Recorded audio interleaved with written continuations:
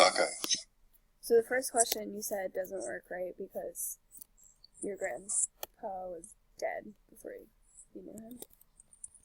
I hope he was, because they buried him.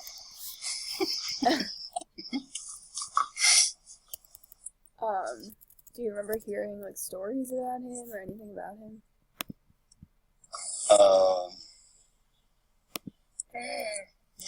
No, there's stories that I gave you, copies of what he did. He was a very well-respected man in East Hartford, Connecticut, at tobacco farms. Actually, one of the things I didn't tell you was that your grandfather, my father, when he was in school and college too, he used to work on the tobacco farms. Oh, that's his cool. Father.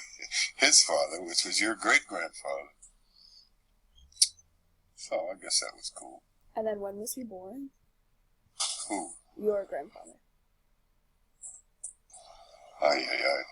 You have that. I sent you that information. You know that thing I gave? Didn't you get that shot knot thing? Oh, yeah, I did. I haven't read it yet. Oh, all that stuff is in there. Okay. Number 2. Describe the tobacco farm. What do you remember about it? What stories did you hear about it?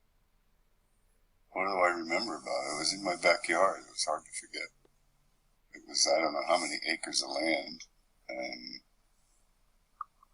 they used to have horses that pulled the carts, and they'd sit on the back of a special hooked up to the horse, and they would stick the plants in the ground as the horse pulled that semi-machine across the field, and they had a place to put the plants in, and I think there were like 2 people that were in the back, and each one planting the workers? In the ground. Yeah. The workers. I don't know if my father ever did that or not. Probably not. And they put the seeds in, and then when, like, what were the seasons? Well, they were actually little plants, like very small. And they had this thing that the horse pulled that they'd stick the plant in, and it would plant it, and then you'd keep going for miles on end to plant all these tobacco things. And then after they planted them and they started to grow a little bit, then they'd hook them up to like poles, so they'd grow up the pole. Mm-hmm. And then after they got to a certain height, that's when they put, it looked like sheets over the top. That's what they called a shade grown. And they'd be in the shade, and then they used to have to go out and dig the dirt around them and put stuff in and make sure they grew. And it had to be tight because it had to be about 110 degrees underneath those nice tents-like things. And it was largely they worked hard, but they were taken care of.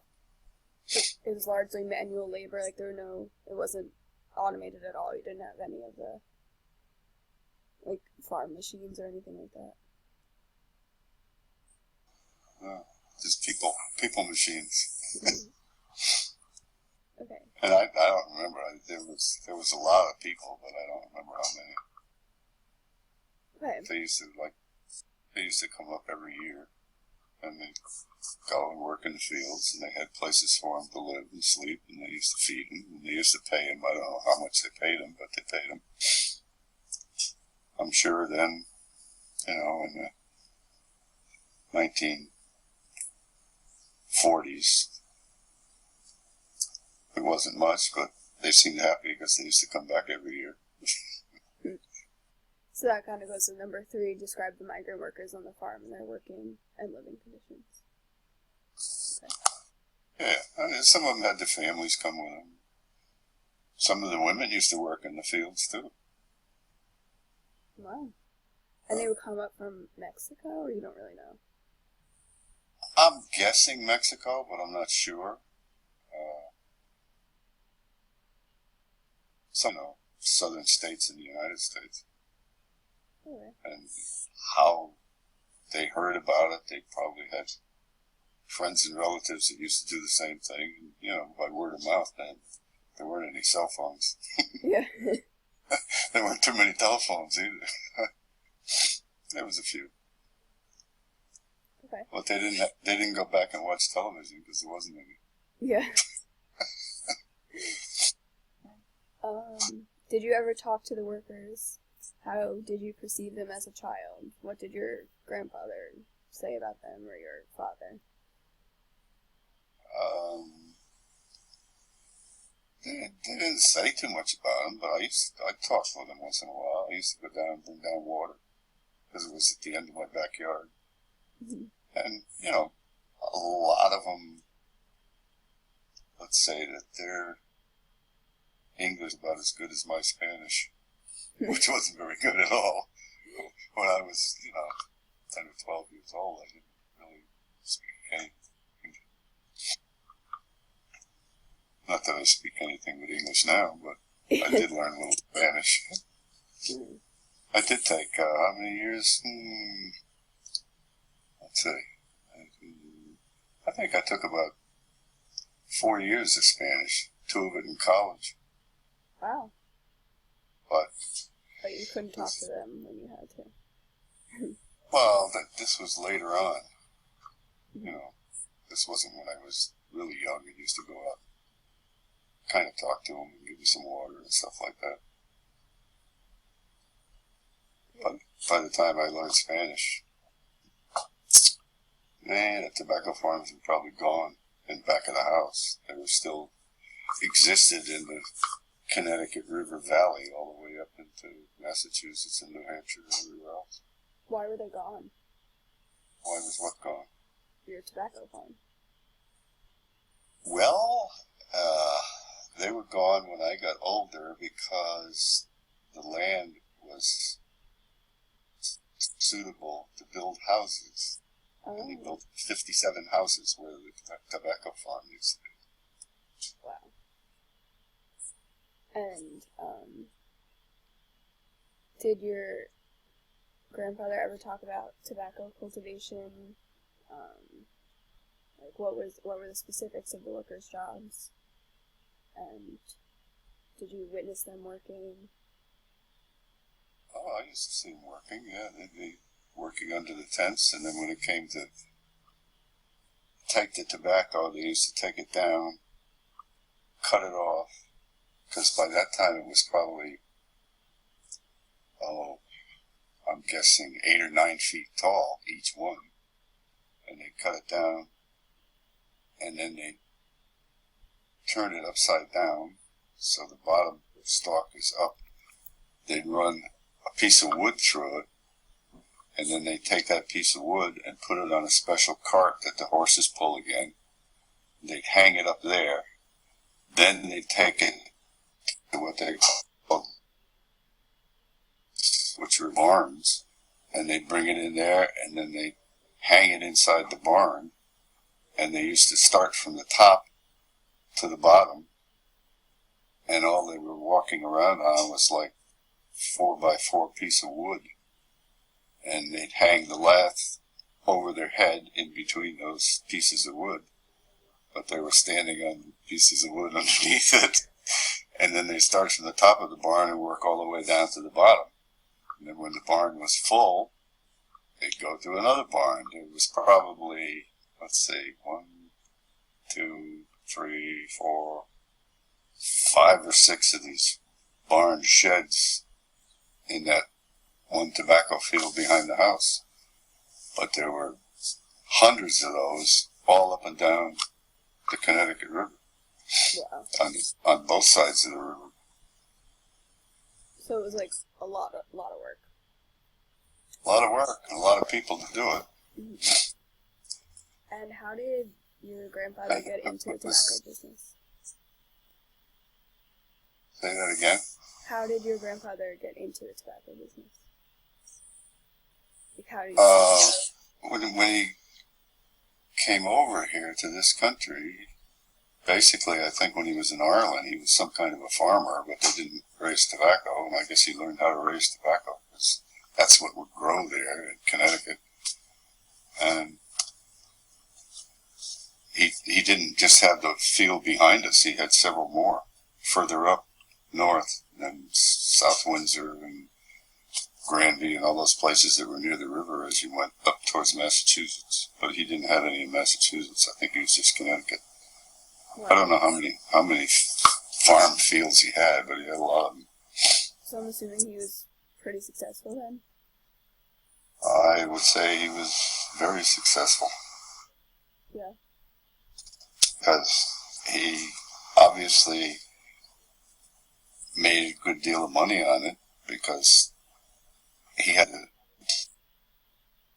and cured, which is what they did with it in the sheds. Mm-hmm.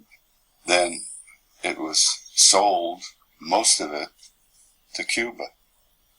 Oh, wow. Because they used it. The tobacco was called a broadleaf tobacco, Mm-hmm. which you've seen a couple of my cigars. They're the inside wrapper, because they're a broadleaf, wide leaf, Mm-hmm. and they take it down there, and then they roll it and put it into the cigars, which at that time were pretty much all made by hand. There were people down there that did it. Wow. So they needed the broadleaf. And believe it or not, some of the Connecticut Valley tobacco broadleaf to this day is still being sold down in Cuba and some of the other islands that raise tobacco in the Caribbean. So it was a big business. Yeah, I can tell. And how much were the workers paid, and where would they go if it wasn't harvesting season? If it wasn't tobacco season? I really don't know the answer to either question. I don't know how much they were paid, and they went back home, wherever home was. Maybe they went to work on a different kind of a farm down in southern United States, or maybe they went back to Mexico. I don't know. What would your family do in the winter when there was no you don't grow tobacco in the winter, right? No, you don't. Yeah. So what would they do? Well, how would they make money? Your grandfather? Yeah. Your grandfather was a lawyer, because his father, your great-grandfather, obviously in those days was making good money. Yeah. So your grandfather went through Trinity College, where I did also. Mm-hmm. But he used to live at home. Your great-grandfather put him through college. And when he finished college, he went to Harvard Law School, graduated from Harvard Law School, and set up his own law firm. And eventually, during the course of his lifetime, he was the general counsel for the Connecticut Valley Tobacco Growers Association. Wow, is that like a labor union? Is it like a labor union or something else? No, it's not a labor union. It was the people that were selling the tobacco, and they needed a general counsel lawyer, so he was the lawyer for that association. It's pretty cool. Yeah. It was pretty cool.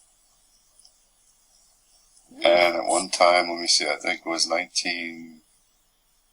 before I was around, 1921 or 1922, he was also a representative of the state of Connecticut. Not Washington, State House of Representatives. Wow. Yeah. Good guy. Had a pretty cool family. Yeah, he was very interesting. And that's, he obviously made some good money too, because that's when I don't know when, but they bought the summer place in Saybrook, and you remember that? Yeah. Vaguely. So he did well for himself. Nice. Yeah, he did well enough to put me through Trinity College. Alright, I think I'm done. Anything else? Done? That's That all was my easy. questions. Yeah. I thought it was going to be a test. No. Not a test. I don't know what else I can tell you. But look at that Jotna thing, because there's a lot of information in there. Okay. If you didn't get it, I'll send it to you again. No, I think I did. I'll check.